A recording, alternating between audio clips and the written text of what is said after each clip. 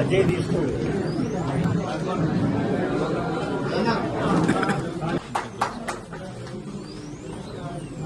Camera కొంచెం వెనక్కి తీసుకోవా. Okay okay sir ఒకసారి చూడండి.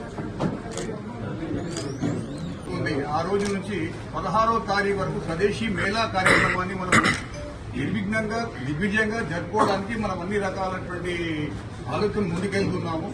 దాదాపుగా 2 లక్షల మంది అందులో ఆ స్వదేశీ మేళాలో పార్టిసిపేట్ అయ్యి మన యొక్క డిఫరెంట్ స్టాల్స్ ఉంటే అన్ని రకాల ఉత్పత్తులను మనము చిన్నవాళ్ళని పైకి మార్కెటింగ్ తీసుకొచ్చే ప్రయత్నంలో తర్వాత ఆటలు మన దేశీయ ఆటలు ఖోఖో కబడ్డీ అట్లాంటి వాటికి ఆయుర్వేద ఉత్పత్తులు కూడా ఇవన్నిటి కూడా ప్రదర్శన ఉంటుంది. కల్చరల్ ఈవెంట్స్ ఉంటాయి. ప్రతిరోజు ఉదయం 11 గంటల నుంచి 1:30 వరకు ఒక ముఖ్యమైనటువంటి అంశాల మీద భారతీయత, సనాతన ధర్మము, స్వదేశీ స్వావలంబన అంటే మనం స్వతహాగా డెవలప్ కావాలి. ఒక జాబ్ సీకర్ కాకుండా జాబ్ ప్రొవైడర్స్ అంటే మనమే ఒక ఉద్యోగం ఎందుకు కల్పించకూడదు.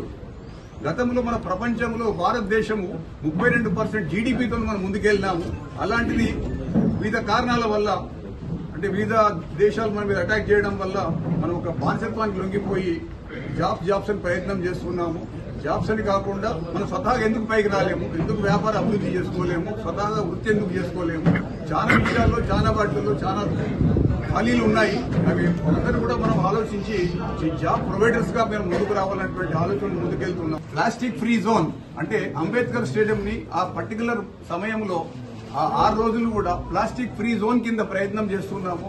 మీ అందరి సహకారాలు మేము ఆశిస్తూ ఈ అవకాశం ఉన్నటువంటి పెద్దలకు, మంత్రి గారికి, అమాత్యుల గారికి మరొకసారి తెలంగాణ స్వదేశీ జాగరణ తరఫున వారి కృతజ్ఞత తెలుపుతూ వచ్చినటువంటి మా కమిటీ సభ్యులందరికీ కూడా ధన్యవాదాలు తెలుపుతూ